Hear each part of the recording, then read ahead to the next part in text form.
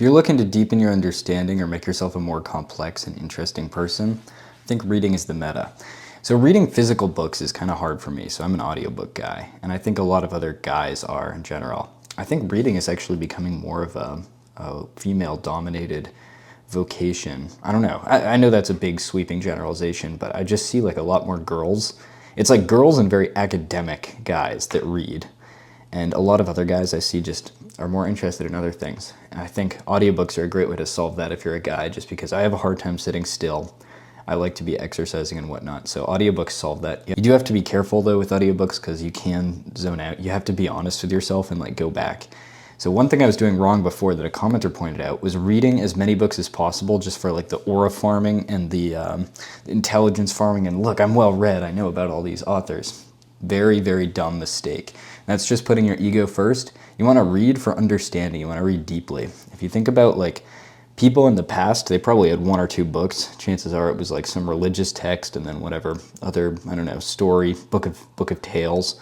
And they'd read that over and over again and memorize it. That's a little extreme, but people now just kind of go from novella to novella, just flying through like internet trash, like it's nothing, mixed in with occasionally a classic, sometimes a good contemporary book, but yeah, they just kind of, and I'm totally guilty of this, just fly through all these books trying to find the next piece of meaning, and it goes out of your head pretty quickly. You don't actually improve that much. But if you really take a book and think about it deeply, that's where the gains are to be had. So, how do you get audiobooks? I've made another video about this, but the meta is still your local library. And then there's an app called Libby, which basically lets you access their collection of books as audiobooks. And it's the same kind of hold system in a library where like you can't take out more than one copy of a book, which is like a dumb licensing law, but it's just the way it is. Now, the meta has shifted.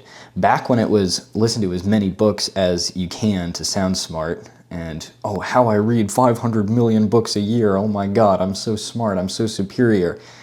It's now that it's like listening to a specific book and think deeply about it. What are the books you can think deeply about? I've found there are like the books, if you really want to improve your understanding and outlook of the world, it's classics. It's things like Pride and Prejudice or Great Expectations, what I'm listening to now. Books from a while ago that have kind of deeper, what's that called? Social commentary, I guess, or kind of a case study on a character like Dostoevsky is a good example of that, Crime and Punishment, whatever. I'm not like throwing these books to sound really smart. Oh, I read big, chunky literary novels, look at me. I used to be superior because I had a wide breadth of books I read, and now I'm superior because I read hard books and I understand them. First of all, it's a dangerous attitude to just dismiss someone just for liking something that you don't understand. I know I do that. But second of all, the reasoning. They're really easy to get your hands on, these classic books, because they're just, the rights on them have relaxed over the years. There's not so much like contention towards them. You can basically get any classical book you want on Libby because there's just so many copies of Pride and Prejudice or Great Expectations circulating that, yeah, it's basically always available immediately. There's no like wait time. And yeah, if you're someone who enjoys physical reading, which great for you that you can sit still, and that's actually good. It's kind of like, it puts you more into focusing on things. It's a great skill to practice. I'm not in any way dismissing physical reading.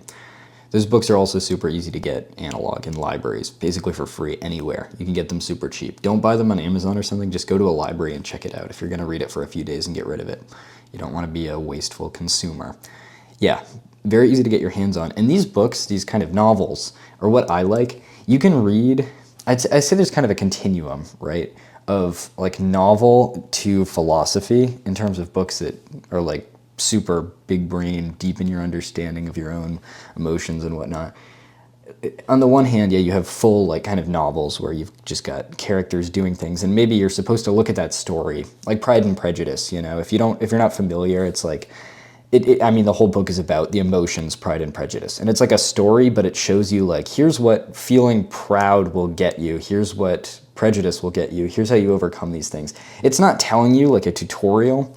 It's like it's showing through the characters and how they interact, like what works and what doesn't. And then on the other side, you have like super analytical philosophy. I'm not super into philosophy because I find it a little bit intimidating, all the terminology and all the guys and stuff, but I would like to get into that. And then there's kind of things in the middle where you're like Dostoevsky, kind of philosopher, kind of just really good author, deep commenter on human existence. And yeah, there's a whole spectrum. So you can go all the way from very dry to very story oriented. And yeah, I kind of like the story oriented. I feel like it helps me focus, but I also don't want to shy away from something just because I'm uncomfortable with the difficulty of it. So I'll read some harder philosophy, I think, at some point. But yeah, it goes the other way too. If you're like a hard philosophy bro, and you're like, nothing from novels, I would try, because I'm trying your side, you try my side, you know?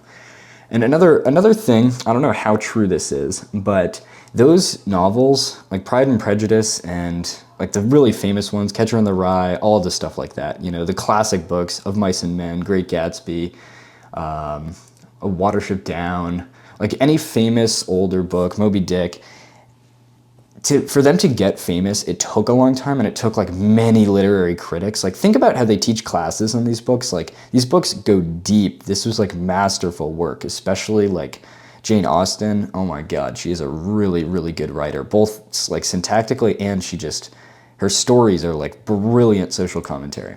All these like famous books, they got famous for a reason, and it's taken a long time for them to get famous. And also, there are some severe literary standards back then. I mean, now think about like, good amount of people are literate, a good amount of people aren't still, but there's a lot more people can read than could back in the 1800s or whatever. Back in the 1800s, it was all like super like elite, like gentry and people that had no smartphones or any like kind of anything to do other than read novels and like ruminate on life and improve things and like just practice social interaction, you know? So these people have extreme intelligence and like quality standards towards writing and stuff. And you can kind of see it in like, if you go and read a Jane Austen novel, like everyone's acting very different than they do in modernity. So all that to say is basically those classic books, yeah, they got famous for a reason, and they've passed the vibe check by a lot of very smart people that like approve that book. They published that book. That's a good book. And not to dismiss modern writing, because there's like Donna Tartt is a more modern writer I really respect, and there's a lot of other great writers coming out of the contemporary age, but there's also, I think, a lot more kind of, just because of the nature of the way the world is now, there's a lot more distraction because of the internet. Like, the Bronte sisters, you know, they had nothing to do but like read and stay inside and write. Like, and like if you go outside, fucking tuberculosis, you're dead, you know? So you stay inside and you write. And they spent just their whole lives devoted to mastering this craft, and like were so critical about improving. And now, I'm not saying that's not possible, but just because of how much more connected we are and how much more we've kind of solved issues, it's a lot easier to spend a good chunk of your life kind of doing meaningless things. Well, not meaningless, there's meaning to everything you do in life, but just things that distract you from improving your craft, you know? So that's why those classic books are so hard hitting. And yeah, it's easy to think as well, oh, these don't apply to my life anymore. Like, who gives a fuck about Moby Dick? I'm not a whaler, you know? I don't go out on a boat, or who gives a fuck about Pride and Prejudice? I'm not worrying about my petticoat quality and like how well my sister played at a piano recital in like a British formal.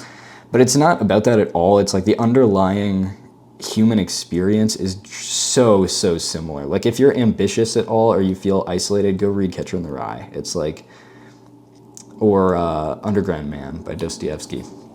They hold remarkably true to the modern age. Yeah, I guess that's about it in terms of that. So yeah, you don't have to read a crazy amount of books. I think just read some classics and go deep on them.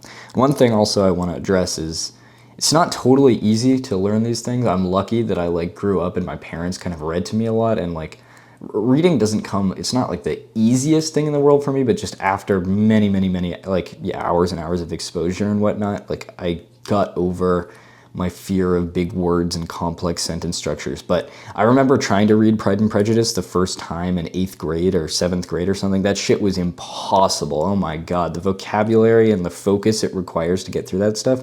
Don't be discouraged at all, because there's a whole continuum of books that can kind of ease you into this kind of super introspective deep work. And like, yeah, things with slightly easier writing, like Orwell is an excellent example. So you go read Animal Farm is a great book.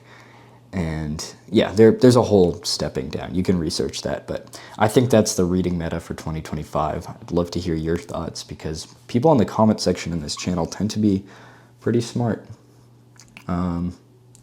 Yeah. Catch you next time.